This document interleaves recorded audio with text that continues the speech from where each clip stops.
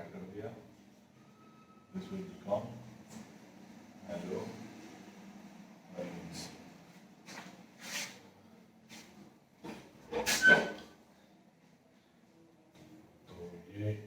Introduction हो गया जिसमें आपके होते क्या है एल्केन्स और हाइड्रोजन्स, इसके बारे में बताया गया।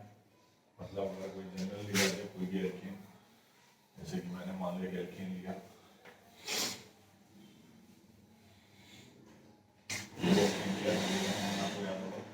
CN एल्केन का फॉर्मूला आपको याद होगा CnH2n+2।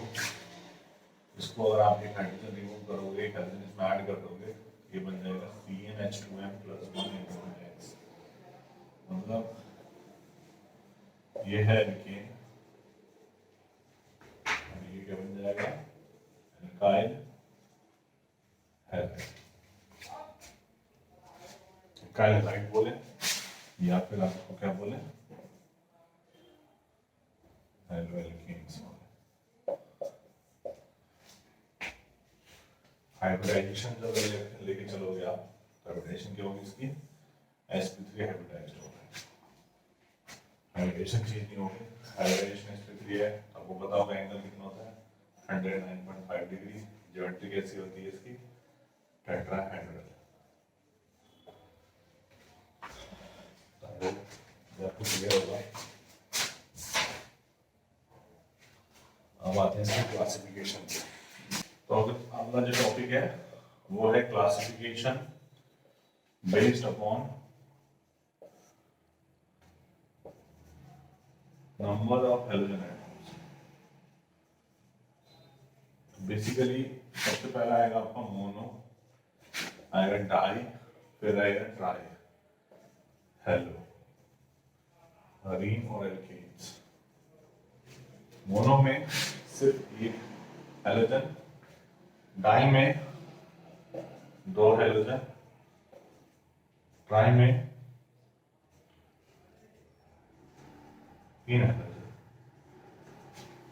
ठीक है, मोनो में 1, डाई में 2 और ट्राई में 3 हैलोजन। अरीन्स की बात अगर करें, मोनो में सिर्फ 1 अरीन, डाई में 2 और ट्राई में 3। कहीं भी 3 आप लगा। ठीक है, तो ये बेसिस किस बेसिस पे हुआ, नंबर ऑफ एक्स एटम के बेसिस पे, कितने एक्स एटम्स हैं कार्बन में। तो अब जो नेक्स्ट आएगा वो आएगा नेचर ऑफ CH बॉन्ड के बेसिस पे classification. Nature of CH bond के बेसिस पे मतलब किस टाइप का CH बॉन्ड है। तो CH बॉन्ड का जो नेचर होता है वो बेसिकली या तो sp3 हाइब्रिडाइज होगा या sp2 होगा, 2 ही चीज हो सकता है। तो सबसे पहले हम पढ़ेंगे sp3 hybridise CH bond.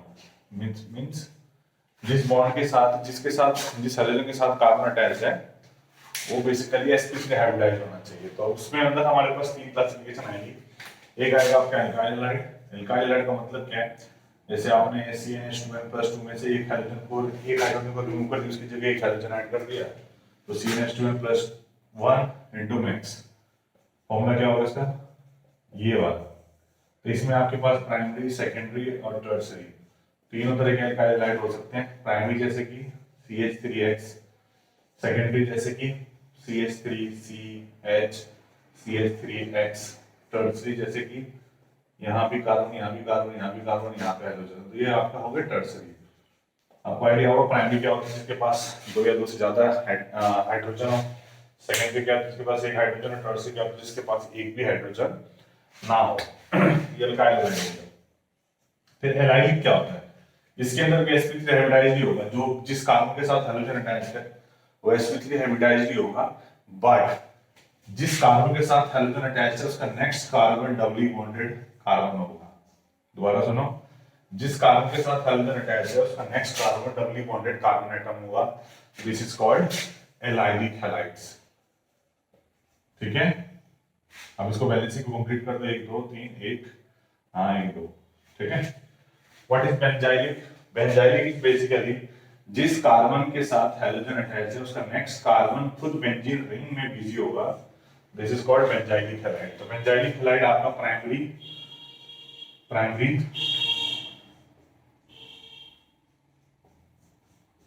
Secondary और टर्सरी भी हो सकता है। दिस वन इज प्राइमरी, देखो कार्बन जिसके साथ लगा प्राइमरी कार्बन है, this one is secondary, this one is tertiary. तो एक क्लासिफिकेशन आया इसके बेसिस पे sp3 हाइब्रिडाइज CH बॉन्ड होना चाहिए। मतलब जहां भी देखोगे आप CH बॉन्ड जो है वो सारा का सारा सिंगल बॉन्ड ही है। पहला एल्काइल हैलाइड जो कि हेलोकेन भी बोलते हैं इसको, दूसरा एलाइलिक हैलाइड जिसमें कि जिस कार्बन के साथ हेलोजन अटैच्ड है उसका नेक्स्ट कार्बन डबली बॉन्डेड हो, नेक्स्ट आता है बेंजाइलिक, जिस कार्बन के साथ हेलोजन अटैच्ड है उसका नेक्स्ट कार्बन बेंजीन रिंग में BCS को हम लोग क्या बोलते हैं बेंजाइलिक। तो नेक्स्ट वाला आएगा आपका sp2CH बॉन्ड, ठीक है। सबसे पहला आ जाएगा आपका एराइल हैलाइड्स। एराइल हैलाइड्स जिस कार्बन के साथ हेलोजन अटैच्ड है वो डायरेक्ट बेंजीन रिंग में अटैच्ड है। फिर आता विनाइल हैलाइड्स, जिस कार्बन के साथ हेलोजन अटैच्ड है अब वो डायरेक्टली डबल बॉन्ड के साथ लिंक है, अब वो डायरेक्टली डबल बॉन्ड के साथ लिंक्ड है, that is will be called as vinyl halides. 1 2 3 4, ठीक है, एराइल विनाइल, नोट कर लो आप इनको। ये क्लासिफिकेशन हो गया। sp भी है बट हमारे एनसीईआरटी में दिया नहीं है इसलिए मैं आगे पढ़ाऊंगा नहीं आपको, मैं बेसिकली इसमें एनसीईआरटी कवर अप करूंगा ज्यादा से ज्यादा, ठीक है।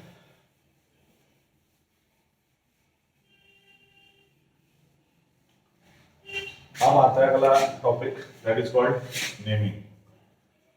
तो देखो नेमिंग के लिए आपको नाम आपको पता है दो तरीके होते हैं। जैसे मेरा स्कूल का नाम क्या है, विक्रांत सर, विक्रांत सिंह था, मतलब स्कूल में बच्चे बोलते थे, माँ बाप ने स्कूल का नाम विक्रांत सिंह रखा और घर का नाम बंडी रखा, ऐसा नाम है तो ये नाम सुन ले। तो बेसिकली ऐसे कुछ कंपाउंड्स के साथ होता है कि कुछ कंपाउंड्स जो होते हैं उनके कुछ उनके खुद के नाम होते हैं, जैसे कि उनको हम लोग बोलते हैं कॉमन नेम, और एक होता है जो कि आईपी सिस्टम सेट किया जाता है स्टैंडर्ड्स के हिसाब से उसका नाम दिया जाता है, that is called IUPAC name. हमें इसमें दोनों ही पढ़ने पड़ेंगे, नेमिंग में दोनों चीज पढ़नी पड़ेगी। एक तो हमें कॉमन नेम पढ़ना पड़ेगा जो कि ऑलमोस्ट आपको याद ही करना पड़ेगा, और दूसरा पढ़ना पड़ेगा आईपीएसी नेम। कॉमन नेमिंग के कोई ज्यादा रूल्स नहीं है, नॉर्मल इस चैप्टर में एल्काइल हैलाइड आप नाम लिखो, एल्काइल जैसे मिथाइल ब्रोमाइड CH3Br हो गया तो मिथाइल ब्रोमाइड, CH5Br हो गया तो इथाइल ब्रोमाइड, ऐसे करके आप नेमिंग करोगे। इसमें नेमिंग क्या रूल में सबसे पहला आता है आईपीसी नेमिंग। आईपीसी नेमिंग के लिए आपको पता है कंठस्थ एक रूल होना चाहिए। रूल क्या कहता है कि sir secondary prefix plus primary prefix plus word root plus primary suffix plus secondary suffix, ये कंठस्थ करके रखेगा जो बच्चा, उसको नेमिंग में कभी कोई दिक्कत नहीं होगी। जैसे एग्जांपल के तौर पे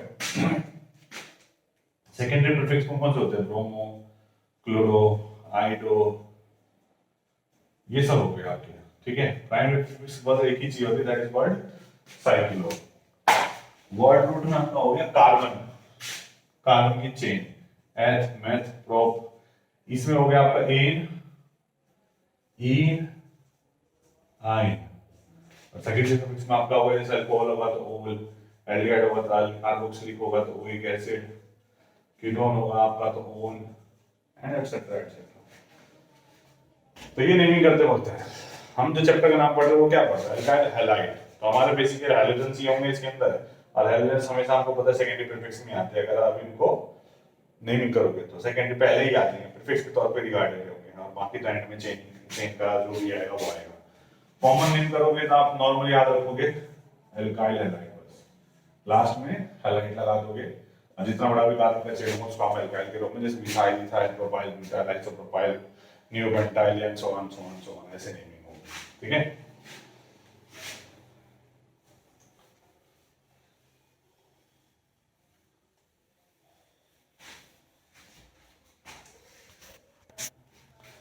बेसिकली ये कुछ एग्जाम में लिखे हैं, कुछ मैंने लिखे हैं, इनके नेमिंग मैं करूंगा, देखो ध्यान से। इस कार्बन की चेन कितनी बड़ी है, ये कार्बन है, 3 4 तरफ हाइड्रोजन है, एक सी एल सब्स्टिट्यूएंट बन गया क्लोरो, जिसका आईपीसी नेम होगा क्लोरो मीथेन। इसमें आते हैं, हमें पता है 2 कार्बन है, 1 2 3 CH है, 1 क्लोरोइथेन बोल सकते हैं इसको, या क्लोरोइथेन भी बोल सकते हैं, आईपीसी नेम। ठीक है, नेक्स्ट आएगा आपका थर्ड वाला जो पी है। ध्यान से देखो आप, इधर भी कार्बन इधर भी कार्बन, नंबरिंग यहां से नंबर 1, दिस विल बी 2 3, यहां से भी कर सकते थे, कोई दिक्कत नहीं है। 2 आइडो प्रोपेन,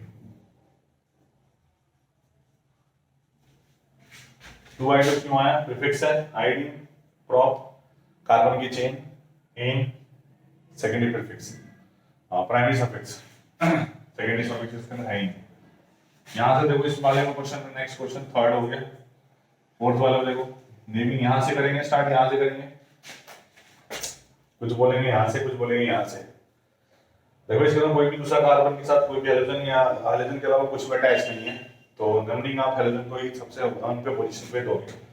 ये कार्बन 1 हो जाएगा, ये 2 हो जाएगा, ये 3 4 और 5, 1 2 3 4 5, क्या लिखोगे 1 क्लोरो पेन कार्बन 5 कार्बन ए, 1 क्लोरो पेंटेन। Clear clear.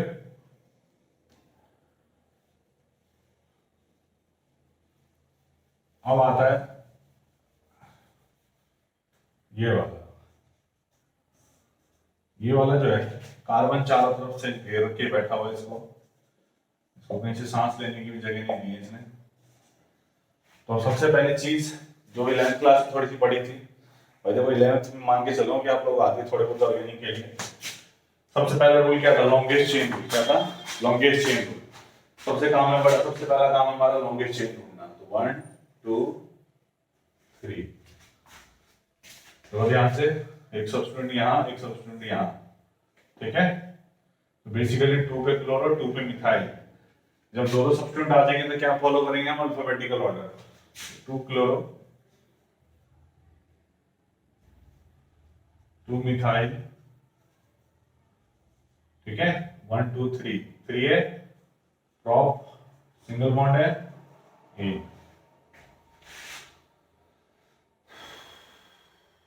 जल्दी नोट कर लो।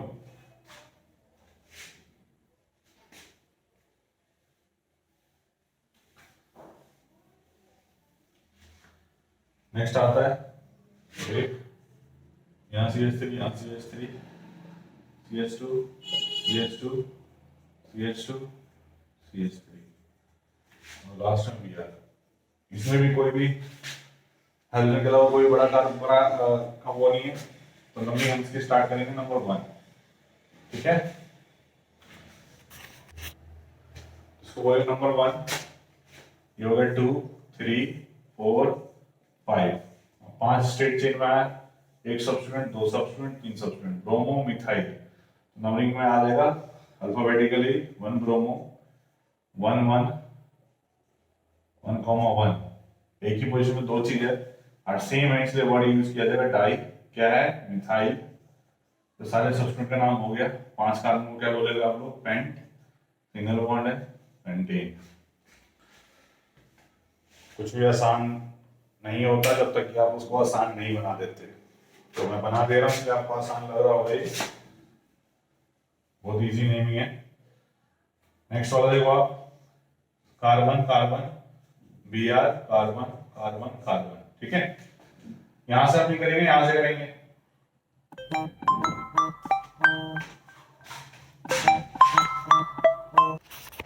यहां से करेंगे, यहां से करेंगे।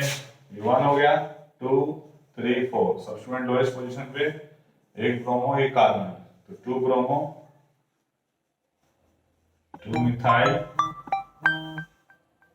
2 मिथाइल। ब्रोमो क्यों आ रहे थे यार, 4 carbon but, single bond ane, butane. पहले इनकी नेमिंग हो गई कंप्लीट। अल्काइल हैलाइड्स, ठीक है। तो सबसे पहला प्रिपरेशन पढ़ेंगे फ्रॉम एल्केन्स। किससे पढ़ेंगे? एल्केन्स से। बेटा देखो एल्केन होता है आपका जैसे CH4 है, आपको पता है मीथेन कंपाउंड है। तो CH4 सबसे पहला अपना एक हैलोजन लूज करेगा। किसके प्रेजेंस में लूज करेगा? अपने आप तो लूज करेगा नहीं है, आप इसको बोलते हो फ्री क्लोरीनेशन। क्लोरीन दिया HNU के प्रेजेंस में, जैसे आप इसको क्लोरीन दोगे एक हैलोजन एक हाइड्रोजन लेके गायब, ठीक है, कम हो गया, यहां एक हाइड्रोजन आ जाएगा, ठीक है। दोबारा क्लोरीनेशन हमें पता है फ्री है, तो ये क्लोरीनेशन होने लग जाएगी अपने आप, चेन रिएक्शन बन जाएगा। फिर दोबारा हो जाएगा, ये बन जाएगा आपका CHCl3, फिर दोबारा हो जाएगा, ये बन जाएगा आपका CCl4। मिक्सचर्स ऑफ डेरिवेटिव आने शुरू हो जाएंगे। क्या आने शुरू हो जाएंगे? Mixtures of derivative which is not easy to separate, which is not easy to separate. Hence this method is not suitable, ठीक है। बहुत आसान है, आप बड़ा से बड़ा कार्बन भी ले सकते हो। बड़े कार्बन में आपने ये चीज देखना है, प्राइमरी सेकेंडरी और टर्शियरी देखना है। जैसे अगर आपके पास प्राइमरी बन सकता है तो वही प्रोडक्ट होगा, सेकेंडरी बन सकता है सेकेंडरी वाला भी प्रोडक्ट पॉसिबल है, और टर्शियरी वाला होगा तो टर्शियरी वाला भी प्रोडक्ट पॉसिबल है। तो तीनों के मिक्सचर्स बनेंगे। अब उसमें से आपको सेपरेट करना आसान बात नहीं है, इसलिए हम इस मेथड को ज्यादा डिटेल में जाने की जरूरत नहीं है, ठीक है। अब जो नेक्स्ट आता है that is called from alkenes. अब यहाँ क्या करेंगे हम इसको एल्कीन्स कर देंगे। क्या कर देंगे? एल्कीन्स। भाई साहब बहुत इंपॉर्टेंट चीज है, एल्कीन्स के बारे में देखो आप। फ्रॉम एल्कीन्स, एल्कीन्स के लिए हम जानते हैं CH2 डबल बॉन्ड CH2, ठीक है। जैसे मान लो ये आपके पास, आपने इस कंपाउंड को क्या दिया? HCl दे दिया, ठीक है, HCl दे दिया आपने, ठीक है। This is also called addition reaction. इसमें ऐड हो जाएगा, क्या हो जाएगा? ऐड हो जाएगा। आपको पता है ये वाला बॉन्ड मान लो इधर टूट के गया, इस वाले पे नेगेटिव चार्ज आएगा, इस पे क्या चार्ज आएगा? पॉजिटिव। ये पॉजिटिव ये नेगेटिव, तो पॉजिटिव किस पे अटैक करेगा? नेगेटिव पे। नेगेटिव किस पे अटैक करेगा? Positive pay. तो आपके हिसाब से प्रोडक्ट आ जाएगा CH2Cl, ये कैसे यहाँ आ जाएगा? दैट मीन्स CH2Cl CH3 लिखने को जाए तो, ठीक है। ये है सिमेट्रिकल बेटा, this one is symmetrical alkene. Symmetrical alkene. मान लो सिमेट्रिकल नहीं है, तब क्या होगा? अगर सिमेट्रिकल नहीं है उस केस में आपके पास क्लास 11 का एक रूल है, ठीक है।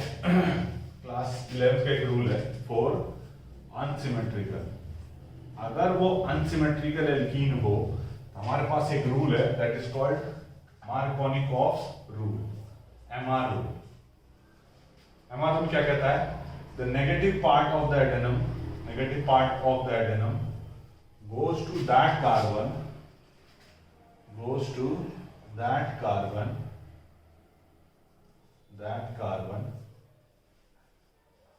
which has got lesser number of hydrogen atom,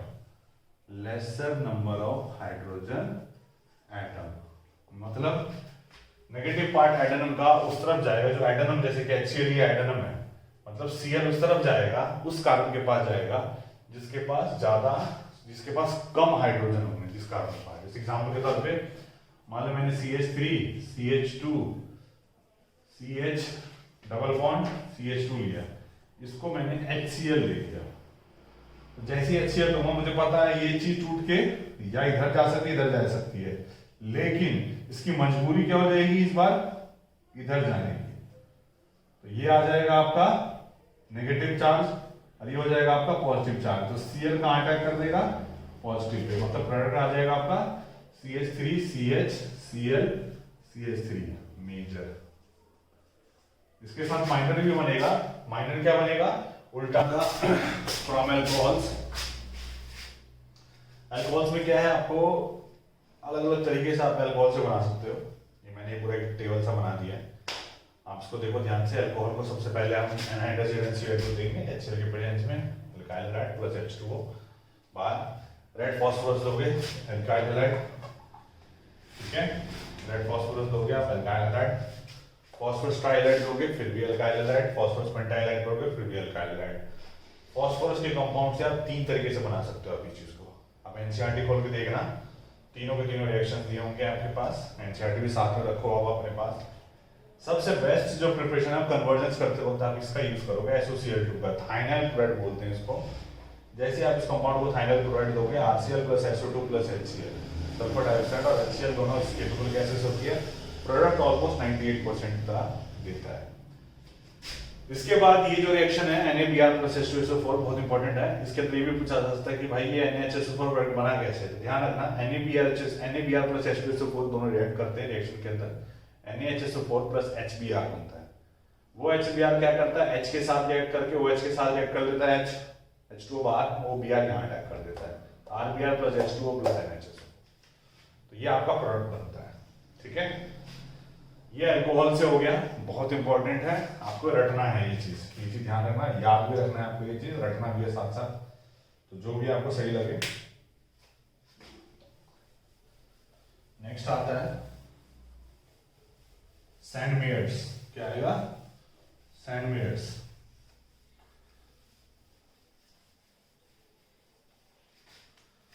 सैंडमेयर्स reaction, सैंडमेयर्स reaction क्या कहती है कि आप भैया मेरे को प्राइमरी एरोमेटिक अमीन दो, प्राइमरी एरोमेटिक अमीन NH2, बेंजीन पे NH2 को अमीन बोलते हैं, इसको आप NaNO2 दो in the presence of HX, 0 degree Celsius temperature, और कंडीशन कैसी होनी चाहिए, डार्क। जैसे ही आप इसको ये कंडीशंस देना शुरू करोगे, this will form N2 + X-। अब ये चीज बनने के बाद आप बहुत सारे प्रोडक्ट्स बना सकते हो, जो कि आप अमीन जो चैप्टर पढ़ेंगे तब आपको बताया जाएगा अच्छे से। अभी हमें सिर्फ हैलाइड्स बनाने सीखने हैं, X क्लोरो हो सकता है, ठीक है। अगर जैसे आप इसको CuA2H2 दोगे, ये यहाँ पे जो भी आप दोगे, जैसे HCl दिया, Cl ऐड कर देगा, और Br दिया, Br ऐड कर देगा। पोटेशियम आयोडाइड के साथ अगर इसको आप शेक करोगे, क्या करोगे, शेक करोगे, this will form iodide, iron का प्रोडक्ट बन जाएगा, नोट कर लो आप। तो होप ये क्लियर होगा आपको सैंडमेयर्स रिएक्शंस। तो उससे पहले जो एल्कीन हमने जो पढ़ा था, एल्कीन से जो प्रिपरेशन पढ़ी थी, उसमें हमने क्या किया था, HCl और HBr दिया था, याद होगा आपको।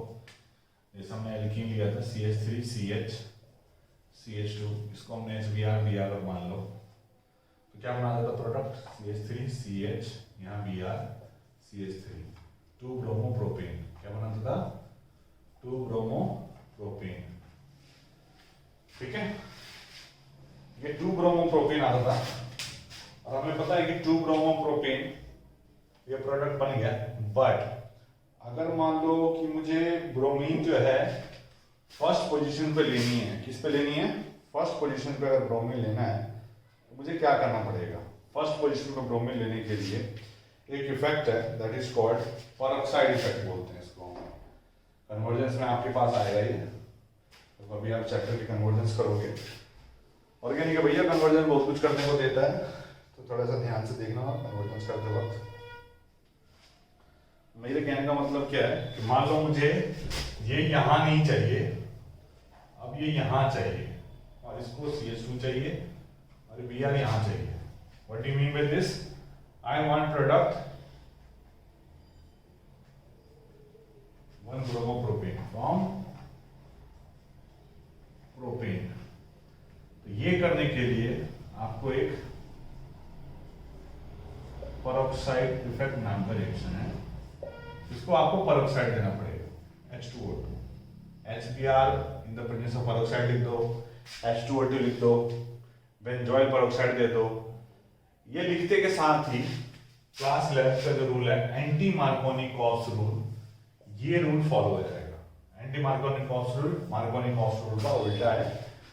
जैसे ही आप इसको परऑक्साइड लिख दोगे रिएक्शन के अंदर, तो टीचर समझ जाएगा कि बच्चा एंटी मार्कोनी को ऑप्शन करना चाहता है, तो बेसिकली वो समझ जाएगा कि नेगेटिव पार्ट जो होगा वो अब ज्यादा कार्बन उस कार्बन के पास जाएगा जिसके पास ज्यादा हाइड्रोजन होंगे। तो यहाँ हाइड्रोजन यहाँ पे Br चला जाएगा, यहाँ पे हाइड्रोजन आ जाएगा, तो 1 ब्रोमोप्रोपेन बन जाएगा प्रोपेन से, सॉरी प्रोपीन से, प्रोपीन है, this one is propene, propene से, ठीक है। तो ये मुझे बताना था। परऑक्साइड इफेक्ट कहीं कहीं पे इसको हम लोग खराश इफेक्ट भी बोलते हैं। खराश गले में जो खराश होती है वो वाली खराश नहीं है भाई, मजाक में मत लेना, मैं मजाक कर रहा था, ठीक है। अब जो आता है that is called halide exchange method. Halide exchange, halide exchange method जो है थोड़ा सा इंपॉर्टेंट है, इसलिए इंपॉर्टेंट है इसके अंदर आप एल्काइल हैलाइड देते हो सोडियम मेटल के प्रेजेंस में, NaI, जैसे मान लो यहाँ जो X है वो क्लोरो और ब्रोमो है, लेकिन मुझे आयोडीन का प्रोडक्ट चाहिए। मैं क्या करूँगा, इसके अंदर एक रिएजेंट लूंगा ट्राइसीटोन, जैसे इसको क्लोरीन ब्रोमीन को आयोडीन के साथ रिएक्ट करूंगा इस कंपाउंड में, जो बड़ा वाला होगा, आपको पता है iodine is a very good nucleophile, तो वो न्यूक्लियोफाइल क्या करेगा, इस पे अटैक कर देगा, और जैसे अटैक करेगा X को अपनी जगह से निकाल देगा और NaX बना देगा, X can be chloro bromo. This reaction is called Finkelstein reaction. The exchange of iodide from chloro or bromo alkyl halides. अगर आपने नोट किया हो तो अभी तक हमने कहीं पे भी फ्लोरीन की बात करी ही नहीं है। फ्लोरीन को कैसे बनाते हैं ये किसी ने नहीं बताया, बट एक ने हिम्मत करी और जीतने वाले कोई बाजीगर कहते हैं, तो वो बाजीगर बन गए। उनका नाम था, क्या नाम था, कुछ बोल रहे हैं, अरे सर ये तो पढ़ा हुआ है, ठीक है भाई पढ़ा हुआ है, अच्छी बात है। Swarts reaction. स्वार्ट्ज ने क्या बोला कि भैया फ्लोरीन का रिएजेंट क्या नहीं बना, फ्लोरीन का प्रोडक्ट नहीं बना सकते आप। लोगों ने बोला नहीं यार, फ्लोरीन बहुत ज्यादा इलेक्ट्रोनेगेटिव होता है और उसकी रिएक्टिविटी बहुत फास्ट होती है। ये क्वेश्चन शॉर्ट्स को खटक सी गई, उसने बोला मैं फ्लोरीन की रिएक्टिविटी को स्लो कर देता हूं। बोला भाई करो, बोला कि क्यों ना हम सिल्वर के साथ फ्लोरीन को रिएक्ट कर दे, क्या बना ले, क्यों ना हम मरकरी के साथ फ्लोरीन को रिएक्ट कर ले, क्या बना ले, तो इस टाइप के मेटालिक फ्लोराइड्स बना लेते हैं। क्या बना लेते हैं, मेटालिक फ्लोराइड्स, और भी होते हैं हम देख रहे हैं अभी। ये जो मेटालिक फ्लोराइड्स बने ये फ्लोरीन से कम रिएक्टिव होते हैं, फ्लोरीन से क्या होते हैं, कम रिएक्टिव होते हैं। तो जैसे आप इसको एल्काइल हैलाइड को आप ये मेटल फ्लोराइड के साथ रिएक्ट करोगे, X कैन बी क्लोरोब्रोमो। जैसे आप इसको एल्काइल हैलाइड को AgF के साथ, जैसे सिल्वर फ्लोराइड मेटालिक फ्लोराइड दिया आपने इसको, ये क्या कर देगा, RF ले आएगा बाहर और AgBr बन जाएगा।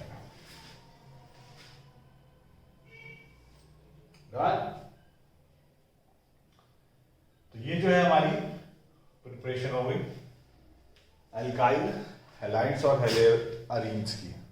तो आज का जो टॉपिक था हमारा वो हेलोजेन्स और हेलोअरीन्स था, जिसमें कि हमने नेमिंग तक पहले पढ़ा, फिर उसके बाद हमने इसकी प्रिपरेशन और एट द लास्ट हमने इसकी प्रिपरेशन के बाद हम थोड़े बहुत NCERT सॉल्व करेंगे। बट NCERT क्लास अगली क्लास में होगी, तो आप उससे पहले तक थोड़ा सा प्रिपेयर कर लें। NCERT पढ़ें पहले। Bye bye.